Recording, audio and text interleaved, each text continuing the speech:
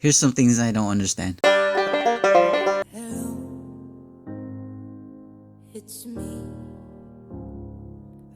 Oh shoot, the exit. Let me pass, let me pass, let me pass, let me pass, let me pass, let me pass, let me pass, let me pass, let me pass. Precious. People freak out when they're about to miss an exit. Why is that? Just take the next exit and backtrack a little. Or are they afraid they're going to get lost or something? Is that it? That if they have to take the next exit, they'll magically be whisked away to some mysterious tropical island with a cast of kooky characters? Well, guess what? You're already on the island.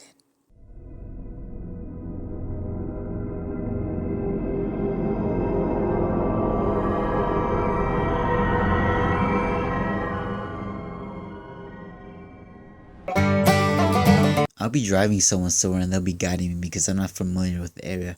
So I'll ask them, hey, should I turn left or right up there? And they'll point left, so I'll make a left because, they're pointing left. But then all of a sudden they'll say right and they start yelling at me, why are you making a left? Right, right. And I'll be like, you just told me left. And they'll be like, no, I told you right. When they're still pointing left. And I'm like, why the hell are you pointing left then? They'll look at their hands like, what? How can this be a thing? Why is this an Asian thing? You'd think it was some type of sacred family tradition passed down from generation to generation or something.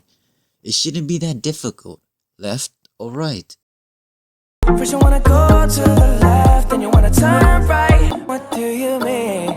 Better make up your mind. What do you mean? Oh, oh, oh, what do you mean? In Cambodian culture, it doesn't matter if they're 1 year older than you or 50. You must hold your hands in prayer and bow to them, and greet them with something like Jimrapsul, which means hello. If they're the same age as you, then your hands are placed at chest level. But if they're older than you, they're placed at mouth level. I never understood that. I get being polite, but why do I have to actually bow? I see bowing as one of the greatest forms of respect, not something to be given out so easy like a nude selfie, especially to strangers. I don't know exactly where I got it from, but I always believed that respect had to be earned through how you live life, not for just existing. So my parents always had to scold me and force me to bow. I know what some of you guys are thinking right now. Dude, just respect your culture. Well, let me ask you this. Should NWA have bowed to the police? Would you ask Harry Potter to bow to Voldemort, Luke Skywalker to bend to Darth Vader, or Katniss Everdeen to get on her knees for President Snow? I didn't think so. Hey school leaders, why are you messing up so bad? Is this the first time some of you were actually asked to critically think and do something? Some of you may have already heard about this story, about Leanne Arthur, a high school teacher in South Carolina forced to resign after a student stole some partially nude photos of her on her phone and began circulating it. This made news because David Eubanks, the school district's interim superintendent, had decided to punish the teacher but refused to do anything to the student because while the teacher's privacy may have been violated, she was at fault by bringing said images on her phone to school and thus creating moral turpitude and aggravating the delinquency of a minor. Man, his school district must be chaotic. They must be bullying, murdering, raping everybody up in there. Because hey, if people didn't want to get bullied, they shouldn't be so goddamn weird and different, am I right? If people didn't want to get shot at, then they should know better and rock a bulletproof vest or lock themselves in their homes. And if people didn't want to get raped, then they shouldn't be wearing such suggestive clothes. If you are, then you're just asking for it. You hear that, suggestive looking foods? God wants us to put you inside of us to go forth and treat yourself. Treat yourself.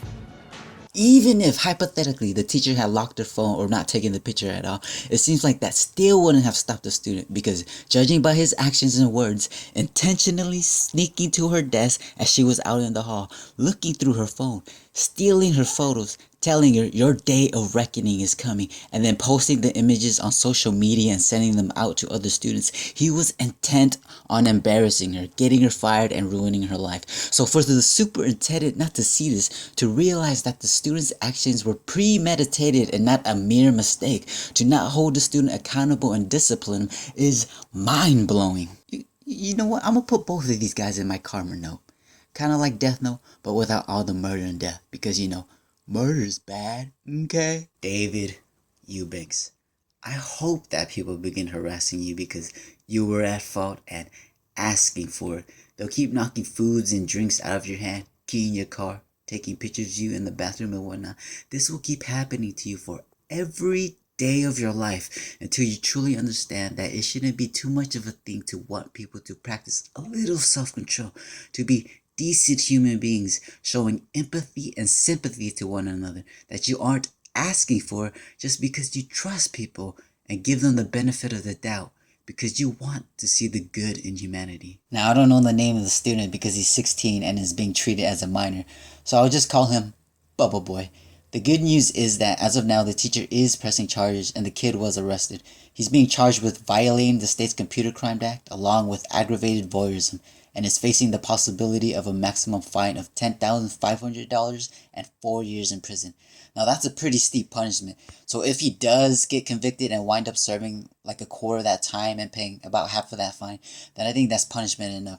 But if he doesn't, and he isn't genuinely remorseful and sorry for what he had done, then Bubble Boy, I wish that you grow up having to always watch your back for a Swiper or Judas. People will always try to steal your lucky charms. You'll always be the person that gets backstabbed hard on Survivor, and that naughty video of you and that suggestive looking potato will get leaked online and sent to all your friends and family. These things will never stop happening to you until you fully understand the value and importance of trust, privacy, and humanity. And that's where I'll be wrapping it up, guys. Hopefully you guys liked this and found it interesting. If you did, please like, subscribe, and share. If you didn't like it, just let me know in the comment section below why not. Or if you want me to talk about something next time, just post it in the comment section. Also, just to let you guys know, I'm working on trying to do an actual series on this channel.